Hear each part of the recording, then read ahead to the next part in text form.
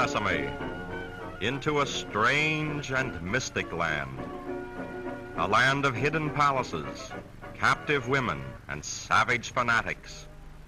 A land of magic dreams, of romance and adventure, whose head rests on the azure waters of the Mediterranean, and whose feet are buried in the burning sands of Sahara.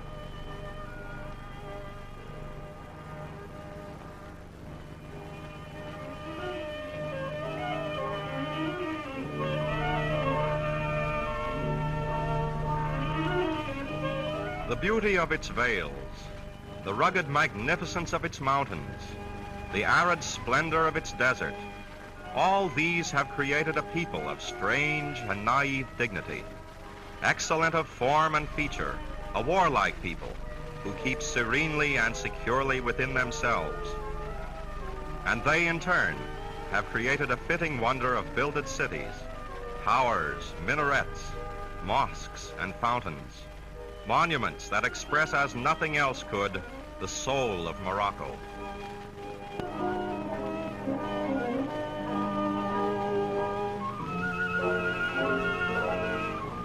It is a country of walled cities. 1,000 years ago, these walls went up, 7 miles of them. 1,000 years ago, the tribesmen came, as they do today, out of the arid desert, out of the Atlas Mountains, away from the terror of loneliness. This young Rif is a member of that fearless mountain tribe who, till very recently, defied Christian invasion in Morocco. In the city of delight on earth, the water boy with his goatskin fountain and his tinkling bell. A marabou stork posing on a pole. Mules laden with hides from which that marvelously soft, sweet-smelling leather is made. The beggar with his plea for alms in the name of Allah. The seller of filigree lanterns.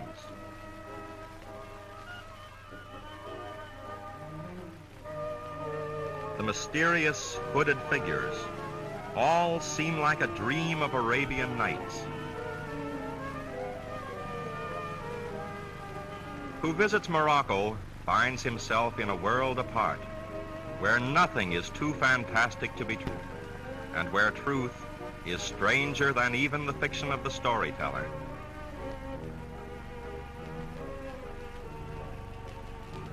There is extreme poverty in Morocco, but the Moor is a philosopher. He smiles even when his stomach is empty and his body covered with rags.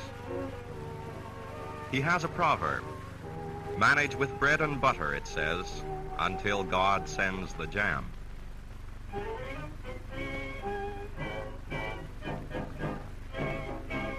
Down in the souka, or marketplace, chaos and good-natured confusion. Here are the rent-free shops of the butcher, the baker, and, of course, Omar, the tent maker. The ever-popular snake charmer never fails to get a good audience, and, with his band of musicians, receives rapt attention. In America, one buys a bottle of bootleg liquor and becomes his own snake charmer.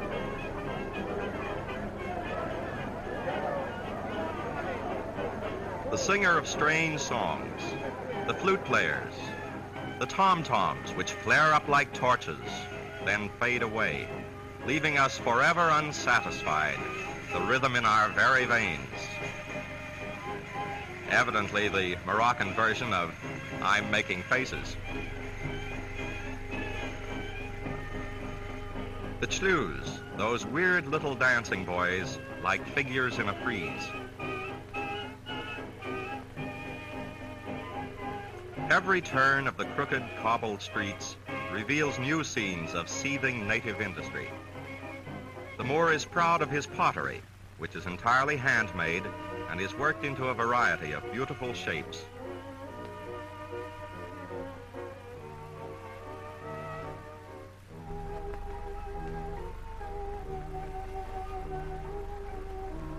Mats with fantastic designs are woven in Morocco. No, the barber's clipper didn't slip. He likes his hair cut that way. it's a Eugenie bob. After the mats are woven and washed, they are spread in the sun to dry. The street of silence. The madrasa, or university, with its harmonizing mosaics, where the teachings are given by priests chosen by the people. Only boys are allowed to attend. A gruesome past haunts the Gate of the Heads. Here, up to a few years ago, the severed heads of victims of war were hung. Baskets in which to send the sinister relics to other towns were made in the shadow of the grim walls. And as you see, the industry thus begun still goes on.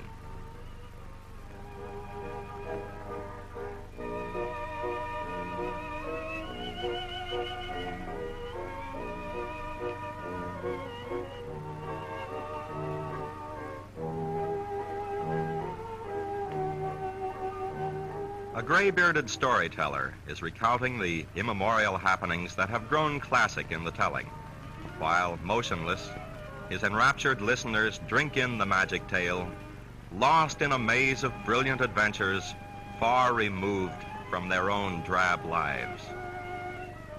The Tuhib, native doctor, sits by the wayside awaiting victims, shall we say. Hyena's head ground to powder is but one of the strange cures.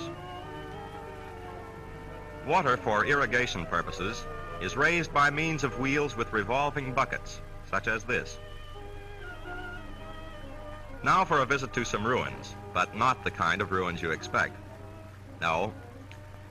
Here we see the ruin of some perfectly good linen at the the feet of the Moorish laundryman.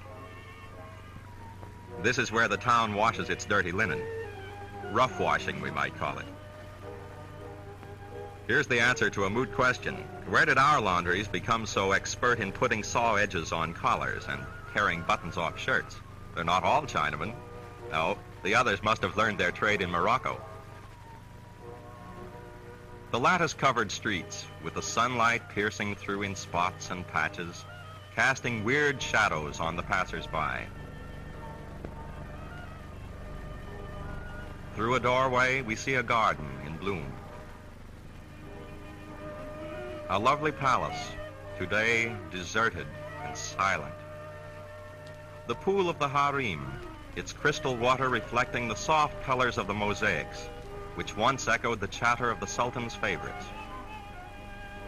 Like a flock of birds, the hooded women gather on the rooftops, for the men are making merry in the streets below, and their wives look on in silence. Farewell, thou ancient land of the Moor.